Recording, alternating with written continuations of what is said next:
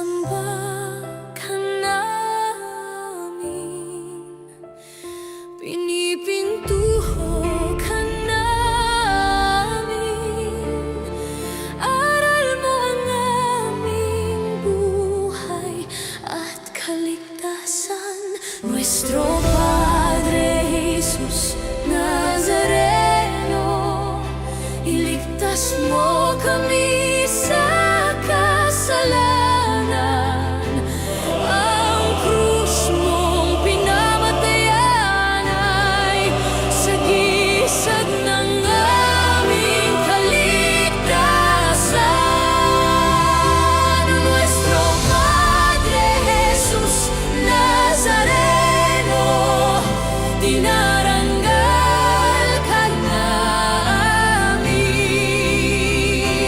Nuestro Padre Jesus Nazareno, niluluwalhati ka namin. Nuestro Padre Jesus Nazareno, dinarangal ka namin. Nuestro Padre Jesus Nazareno, niluluwalhati ka namin. Nuestro Padre Jesus Nazareno, sinasamba ka namin, pinipintuho ka namin. Aral mo ang aming buhay at kaligtasan. Nuestro Padre Jesus Nazareno, iligtas mo kami sa kasalanan. Ang krus mong pinamatayan ay sagisag ng aming kaligtasan. Nuestro Padre Jesus Nazareno, dinarangal ka namin. Nuestro Padre Jesus Nazareno, niluluwalhati ka namin. Nuestro Padre Jesus Nazareno, dinarangal ka namin. Nuestro Padre Jesus Nazareno, niluluwalhati ka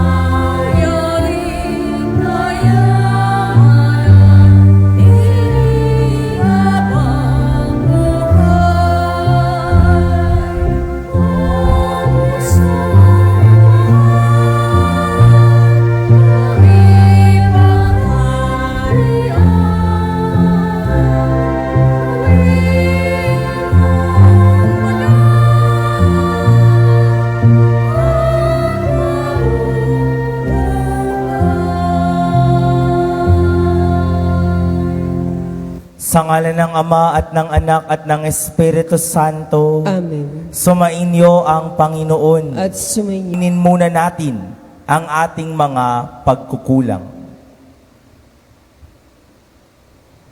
Tayo pong lahat inaamin ko sa makapangyarihang Diyos At sa inyo mga kapatid, na lubha akong nagkasala sa isip, sa salita at sa gawa, at sa aking pagkukulang. Kaya isinasamo ko sa mahal na Birheng Maria, sa lahat ng mga anghel at mga banal, at sa inyo mga kapatid, na ako'y panalangin sa Panginoong ating Diyos. Kaawaan tayo ng makapangyarihang Diyos, patawarin tayo sa ating mga kasalanan at patnubayan sa buhay na walang hanggan. Amen.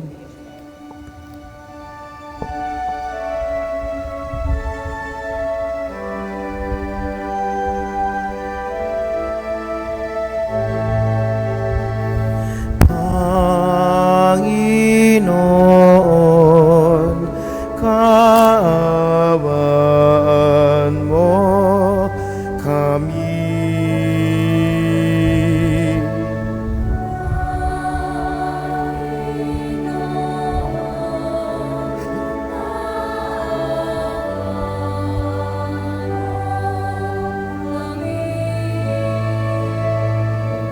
Kristo, kaawaan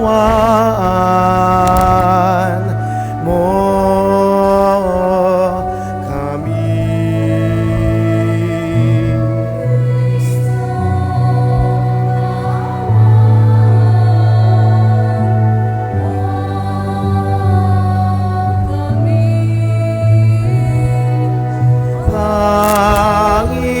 Panginoon, kaawaan mo kami.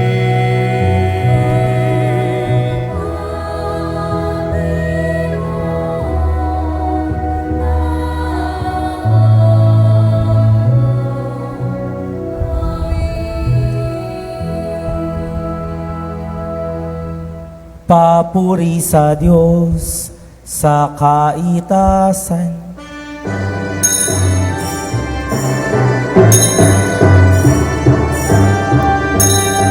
At sa lumay kapayapaan at sa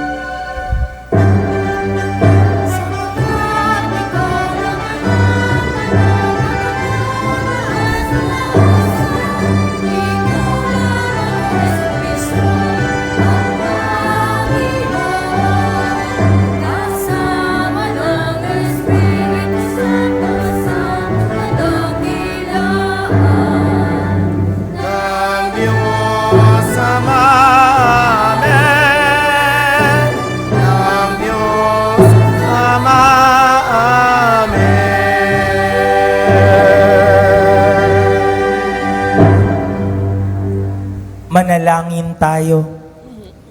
Ama naming makapangyarihan, loobin mo ang aming maipagdiwang ang kapistahan ni Apostol Santo Tomas upang matuwangan niya kami sa pagdalangin, kami magkamit ng buhay sa ngalan ng kanyang kinikilalang Panginoon na si Jesucristo, kasama mo at ng Espiritu Santo, magpasawalang hanggan.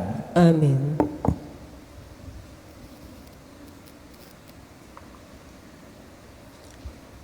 Tayo po ngayon ay nasa unang bahagi ng ating pagdiriwang, ang liturhiya ng salita ng Diyos.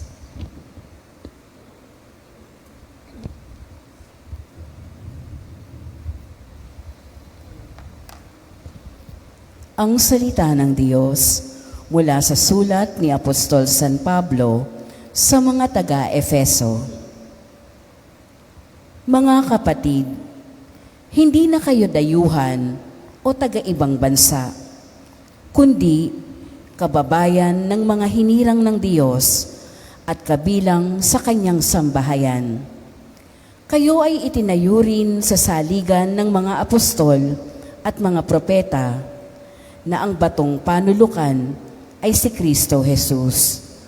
At sa pamamagitan niya, nagkakaugnay-ugnay ang bawat bahagi ng gusali at nagiging isang templong banal.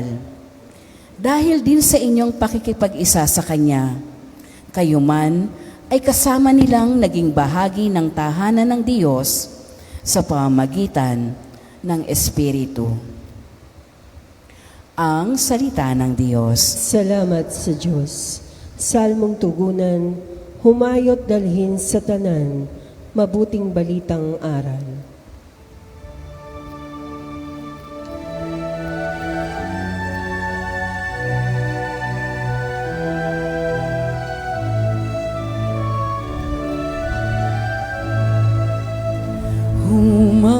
Humayot dalhin sa tanan, mabuting balitang aral. Ayong dalhin sa kanan,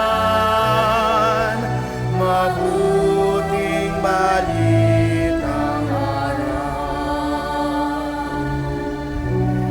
Purihin ang poon. Dapat na purihin ng lahat ng bansa. Siya ay purihin ng lahat ng tao sa balat ng lupa. Ayong dalhin sa kanan, mabuting balitang Pagkat ang pag-ibig naukol sa ati dakila at wagas, at ang katapatan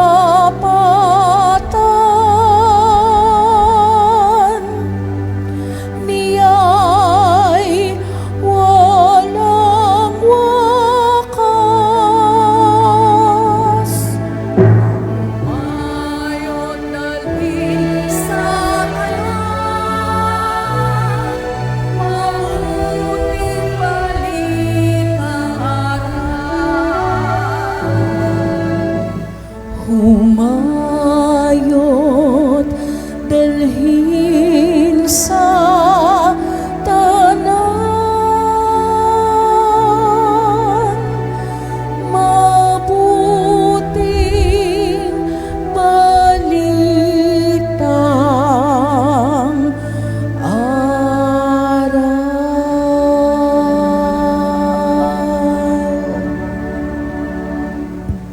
Tayo po'y magbigay galang sa mabuting balita ng Panginoon.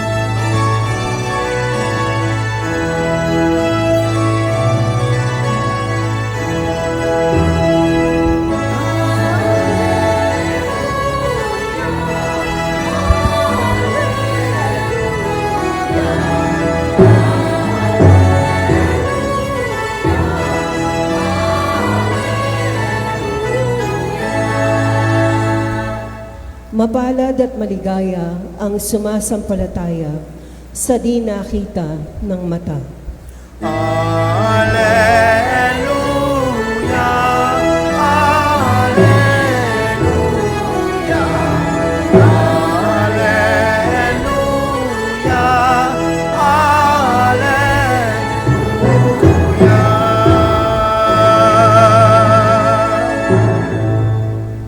Sumainyo ang Panginoon. At sumainyo rin. Ang mabuting balita ng Panginoon ayon kay San Juan. Papuri sa iyo, Panginoon. Si Tomas na tinaguriang kambal, isa sa 12, ay hindi nila kasama nang dumating si Jesus. Kaya't sinabi sa kanya ng ibang alagad, "Nakita namin ang Panginoon." Sumagot si Tomas, "Hindi ako maniniwala hanggat di ko nakikita ang butas ng mga pako sa kanyang mga kamay at maisusuot dito ang aking daliri at hanggat hindi ko na ipapasok ang aking kamay sa kanyang tagiliran." Makalipas ang 8 araw, muling nagkatipon sa loob ng bahay ang mga alagad kasama na nila sa Tomas. Nakapinid ang mga pinto, ngunit pumasok si Jesus at tumayo sa gitna nila. Sinabi niya, "Sumainyo ang kapayapaan." Saka sinabi kay Tomas, "Tignan mo ang aking mga kamay at ilapit dito ang iyong daliri. Ipasok mo ang iyong kamay sa aking tagiliran. Huwag ka nang mag-alinlangan, maniwala ka na." Sumagot si Tomas, "Panginoon ko at Diyos ko." Sinabi sa kanya ni Jesus, "Naniniwala ka na ba sapagkat nakita mo ako? Mapapalad ang mga naniniwala kahit hindi nila ako nakita." Ang mabuting balita ng ating Panginoon. Pinupuri ka namin, Panginoong Hesukristo. Mga minamahal kong kapatid, ating ipinagdiriwang kapistahan ni Apostol Santo Tomas, isa sa 12. At ang ating gospel narrative mula kay St. John ay ang istoryang pamoso siya. Nabuhay si Jesus, nagtipon ng mga alagad, wala si Tomas. Kaya 8 days after, nag-gather sila ulit. At sinabi ng mga alagad, "Alam mo Tomas, buhay si Jesus."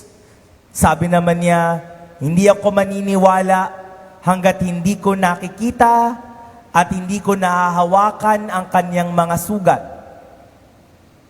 And so Jesus appeared again. This time, Thomas was present. At ipinakita sa kanya yung kanyang mga sugat at hinamon, "Ipasok mo yung mga daliri mo sa mga pinagbutasan ng pako. Pasok mo yung kamay mo sa aking tagiliran." At mula noon ay naniwala si Tomas na muling nabuhay ang Panginoon.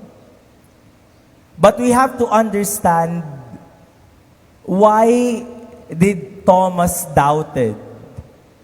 Bakit ba nagduda? Maraming factors, pero tignan natin yung pangtao na factor.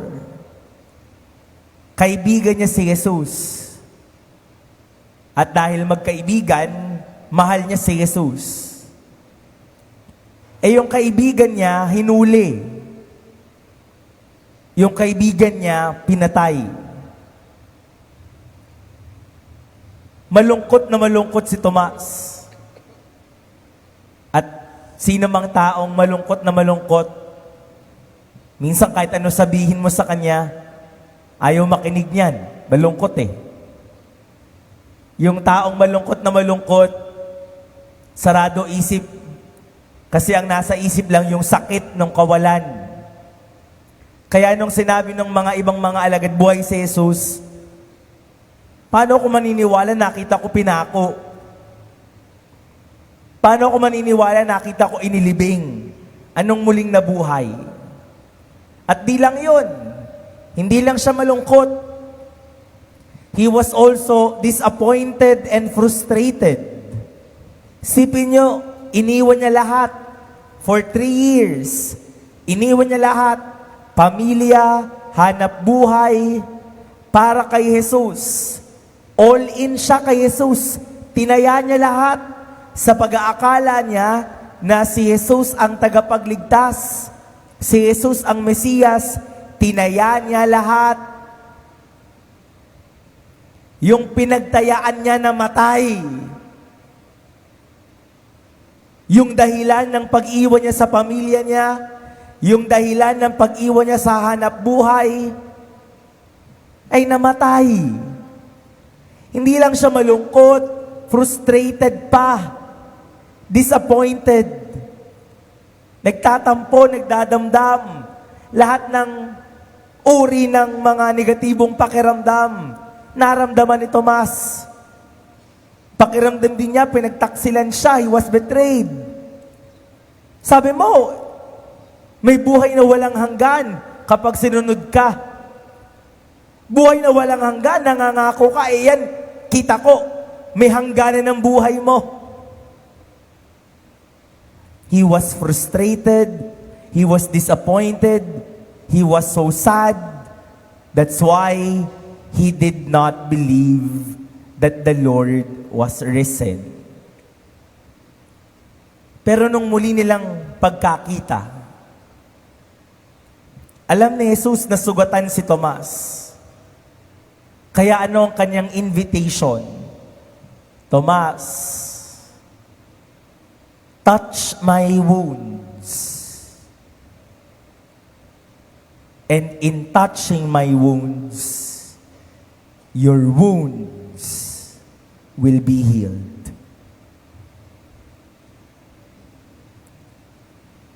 Thomas represents all of us. We are also wounded, disappointed, frustrated. That is why we also ask, Lord, totoo ka ba? Kasi, ba't ganito? Nagsiserve naman ako. Pero bakit ganito? Lord, apostolado pa nga ako ng panalangin. 4:00 pa lang, gising na ako. Pero ba't ganito nangyayari sa buhay ko? Nagsisimba naman ako araw-araw. Hindi ako pumapalya pag linggo. Pero ba't ganito ang buhay na meron ako? Thomas represents all of us. Wounded, disappointed, frustrated. At hindi lang personal na mga sugat ang meron tayo. In our first reading today, from the letter of St. Paul to the Ephesians, meron siyang ina-address na issue. At ang ina-address na issue ay pagkakabahabahagi, division.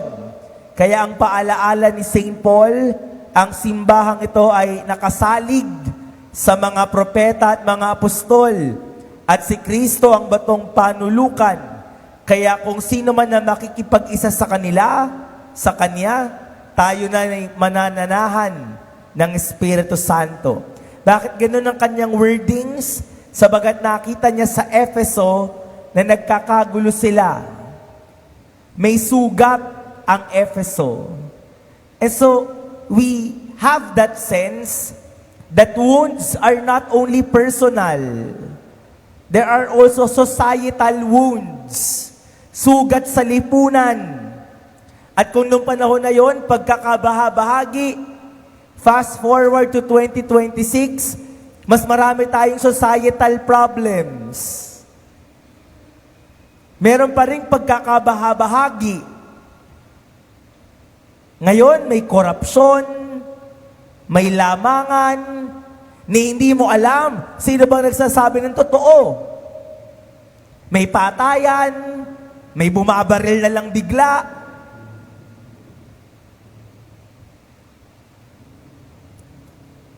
We have personal wounds.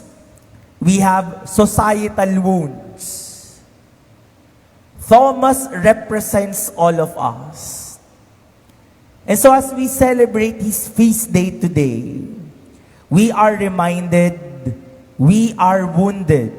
And you must admit that. Walang taong hindi sugatan. Lahat tayo'y sugatan. Sabagat nakaranas na tayong pagtaksilan, nakaranas na tayong umasa, pero hindi nangyari yung inasahan. Nakaranas na tayong magtanong, nakaranas na tayong magduda.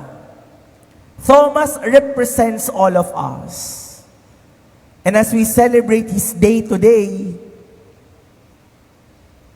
wag kung kani-kanino kayo humahawak, kaya lalo kayo nagkagulo. Wag kung kani-kanino kumakapit, kaya lalo tayo nagkagulo. Today, Thomas reminds us, the Lord reminds us, in our woundedness, Jesus invites us, touch me, touch my wounds. And in touching my wounds, your wounds will also be healed. Sa akin humawak, sa akin lumapit, at ang mga sugat na dala-dala nyo, paggagalingin ko.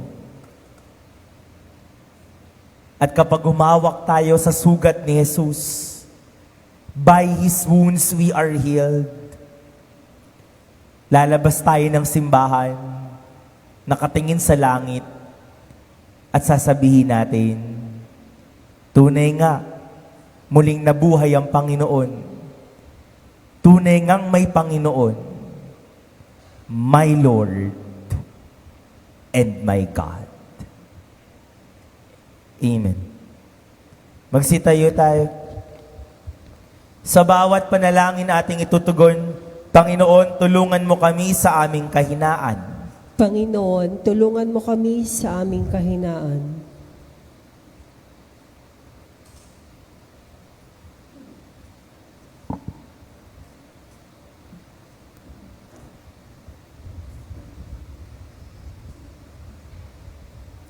Bilang isang simbahan, naway hindi tayo magkulang sa pagpapahayag ng ating pananampalataya sa mga taong hindi sumasampalataya.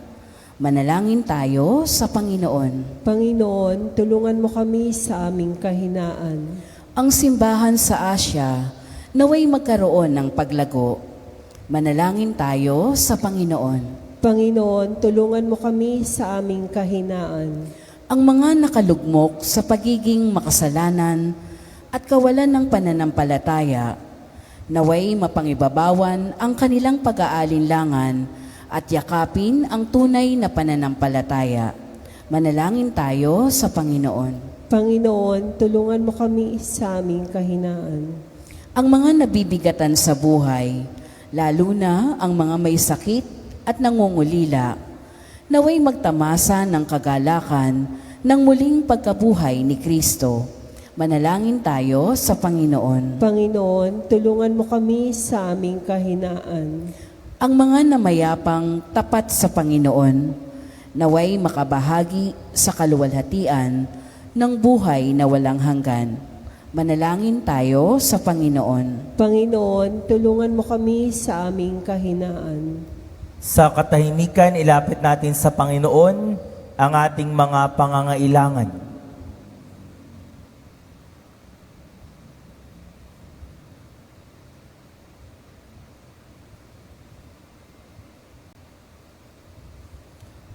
Ama, sa pagluhog namin sa iyo ng aming mga kahilingan, Palalimin mo ang aming pananampalataya upang tulad ni Santo Tomas, ibigin at sambahin namin ang iyong anak na nabubuhay at naghahari ngayon at magpasawalang hanggan. Amen.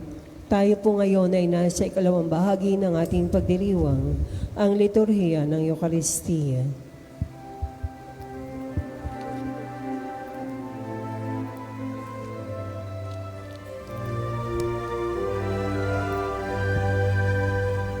Ngunit nagkakapit ang alalay mo, ang biyayang nagmula sa pagpapala mo. Ang bawat puso at pag-ibig mo.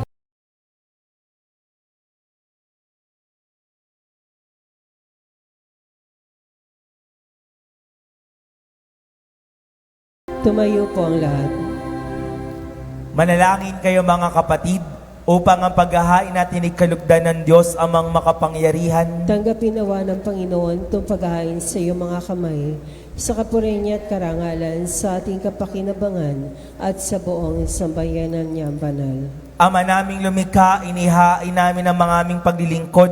Kalakip ang dalangin itaguyod mo ang iyong mga kaloob sa amin. Ngayong kami nagpapasalamat sa iyo kaysa ng pagpupuri ni Apostol Santo Tomas sa pamamagitan ni Hesukristo kasama ng Espiritu Santo magpasawalang hanggan. Amen. Sumainyo ang Panginoon. At sumainyo rin. Itaas sa Diyos ang inyong puso at diwa. Itinasa namin sa Panginoon. Pasalamatan natin ang Panginoong ating Diyos. Marapat na siya ay pasalamatan. Ama naming makapangyarihan, tunay ngang marapat na ikaw ay aming pasalamatan sa pamamagitan ni Hesukristo na aming Panginoon.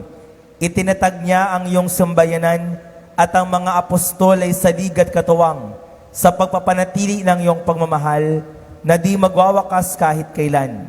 Kaming sambayanan mo dito sa daigdig ay katibayan ng pamumuhay sa langit. Kaming narito ang tagapagpahiwatig sa pagkakaisa ng tanan sa iyong pag-ibig. Kaya kaisa ng mga anghel na nagsisiawit ng papuri sa iyo nang walang humpay sa kalangitan, kami nagbubunyi sa iyong kadakilaan.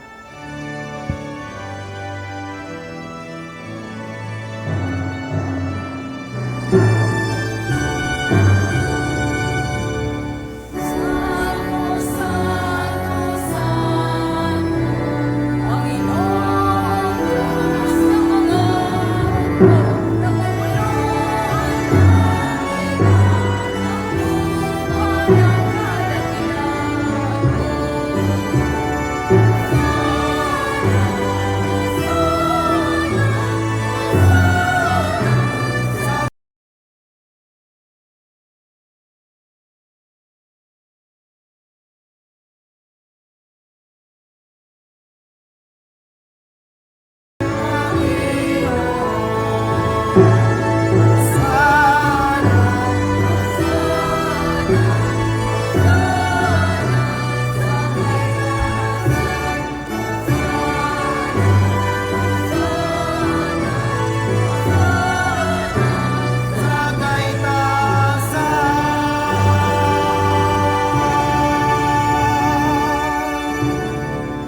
Ama naming banal, ikaw ang bukal ng tanang kabanalan, kaya't sa pamamagitan ng iyong Espiritu, gawin mong banal ang kaloob na ito upang para sa aming maging katawan at dugo ng aming Panginoong Hesukristo.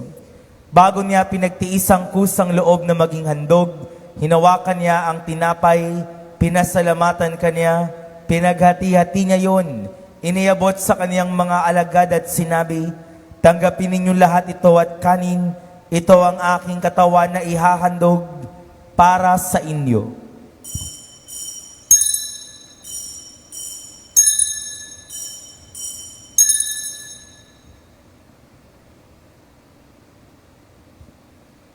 Gayun din naman noong matapos ang hapunan, hinawakan niya ang kalis, muli kanyang pinasalamatan, iniabot niya ang kalis sa kanyang mga alagad at sinabi, "Tanggapin ninyo lahat ito at inumin.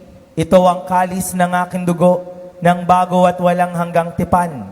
Ang aking dugo na ibubuhos para sa inyo at para sa lahat sa kapagpapatawad ng mga kasalanan.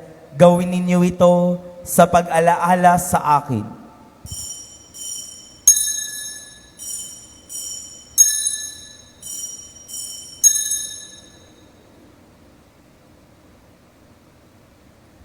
Ipagbunyi natin ang misteryo ng pananampalataya.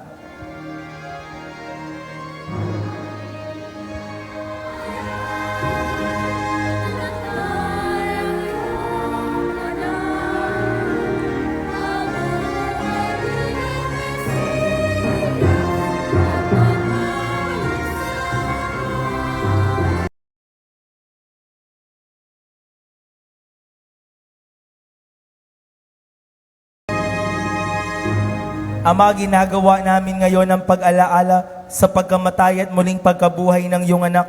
Kaya't iniaalay namin sa iyo ang tinapay na nagbibigay buhay at ang kalis na nagkakaloob ng kaligtasan.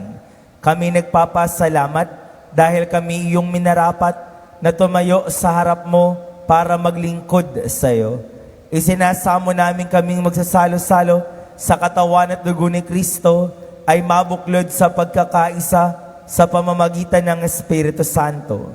Amalingapin mo ang iyong simbahang laganap sa buong daigdig.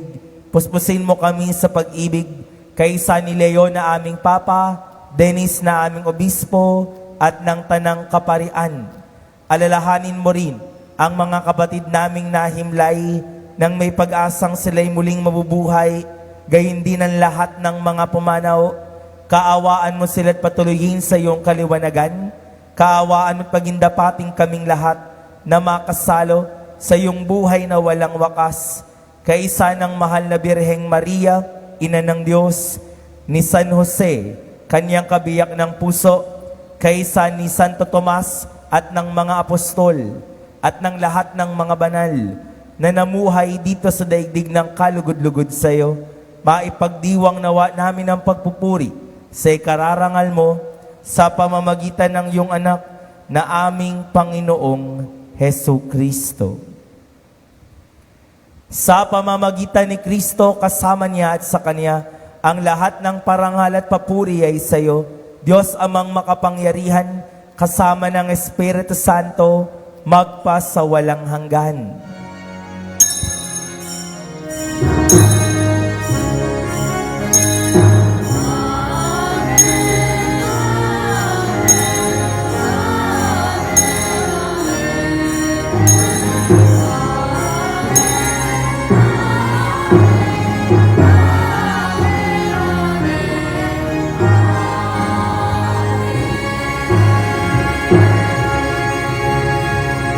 Magsitayo po. Sa tagubilin naman nakagagaling na utos at turo ni Jesus na Panginoon natin at Diyos, ipahayag natin ng lakas loob. Mamanapin, sumasalangit ka, samahin ang ngalan mo, mapasa amin ang kaharian mo, sundin ang loob mo, dito sa lupa, para lang sa lahat.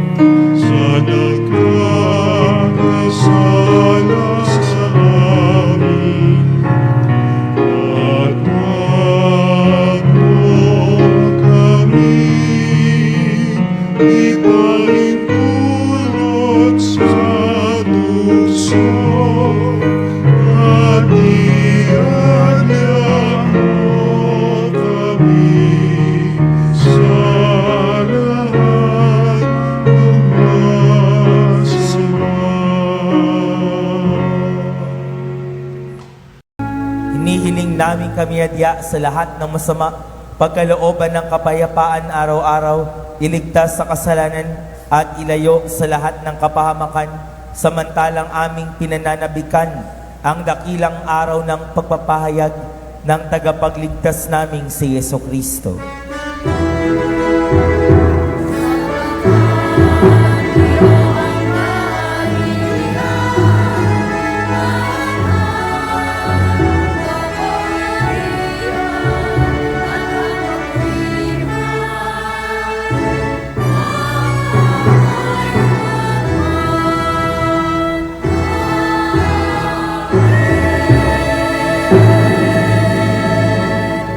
Panginoong Jesucristo, sinabi mo sa iyong mga apostol, kapayapaan ang iniiwan ko sa inyo, ang aking kapayapaan ang ibinibigay ko sa inyo. Tunghayan mo ang aming pananampalataya at wag ang aming mga pagkakasala. Pagkalooban mo kami ng kapayapaan at pagkakaisa ayon sa iyong kalooban, kasama ng Espiritu Santo, magpasawalang hanggan. Amen. Ang kapayapaan ng Panginoon ay laging sumainyo. At sumainyo. Magbigayan kayo ng kapayapaan sa isa't isa.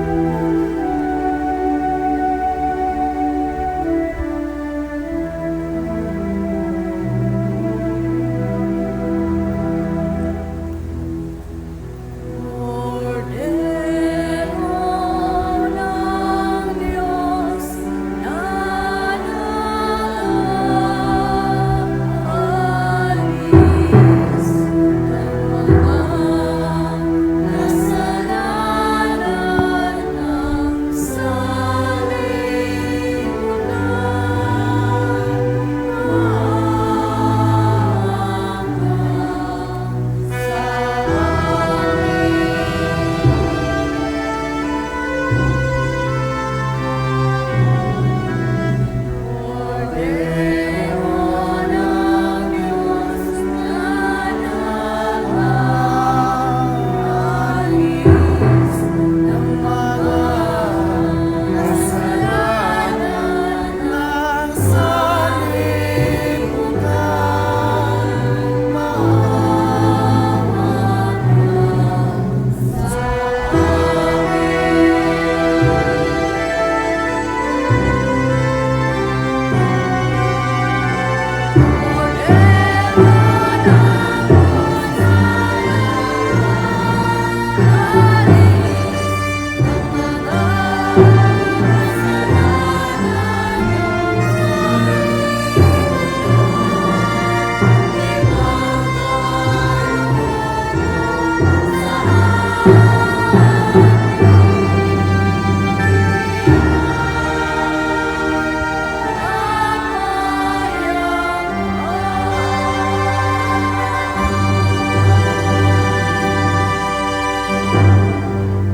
Narito si Kristo ang daan, katotohanan at ang buhay, mapalad ang mga inaanyayahan sa kaniyang banal na piging. Panginoon, hindi ako karapat-dapat na magpatuloy sa iyo, ngunit sa isang salita mo lamang ay gagaling na ako.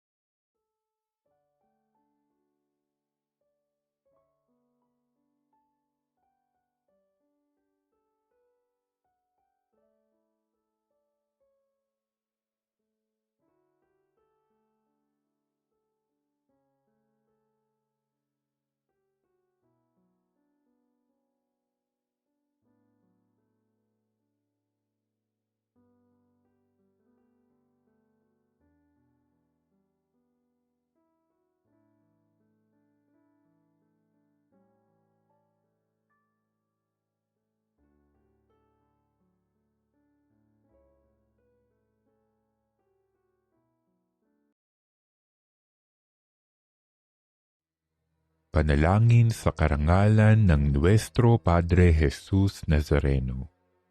O Jesus Nazareno, katamis-tamisan naming manunubos, sa harap mo ngayon naririto kami't nangangayupapa at nagsisisi ng taos-puso sa aming pagiging walang turing sa iyo at paglimot sa di mabilang na mga biyaya mo, lalong-lalo na yaong mahalagang biyaya ng pagtutubos.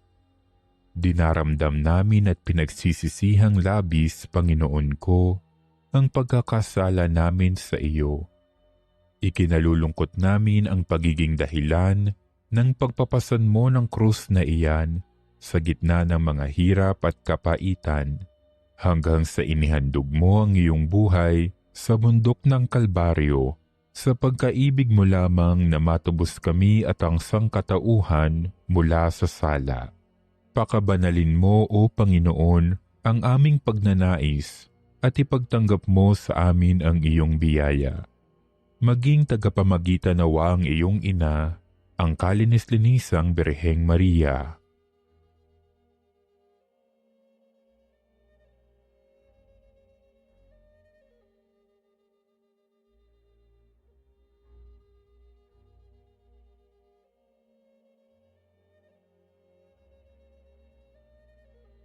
Ama naming makapangyarihan, niloob mong akuin ang iyong anak, ang krus at kamatayan, upang ang sangkatauhan ay matubos at mabuhay.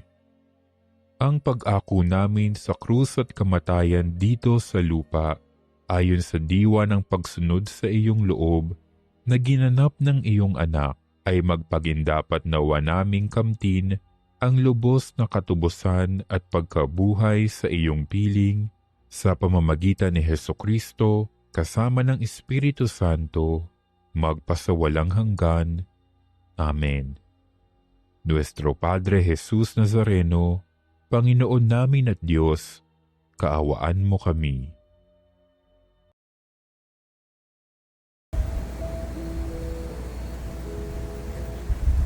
Manalangin tayo.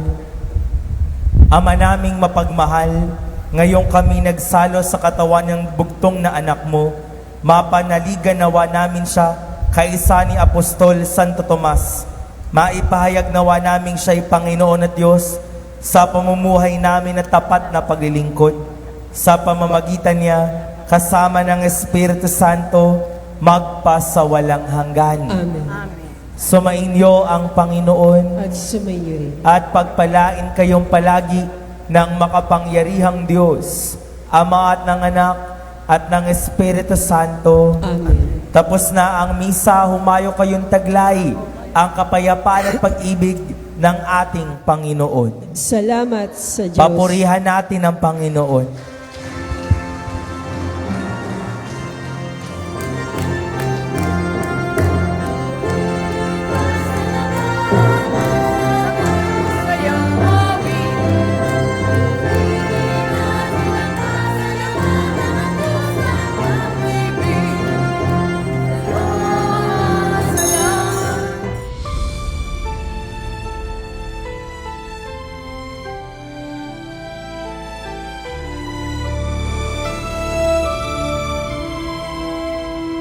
Nuestro Padre Jesús Nazareno, sinasamba ka namin,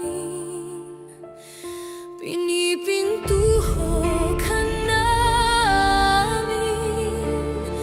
aral mo ang aming buhay at kaligtasan. Nuestro Padre Jesus Nazareno, iligtas mo kami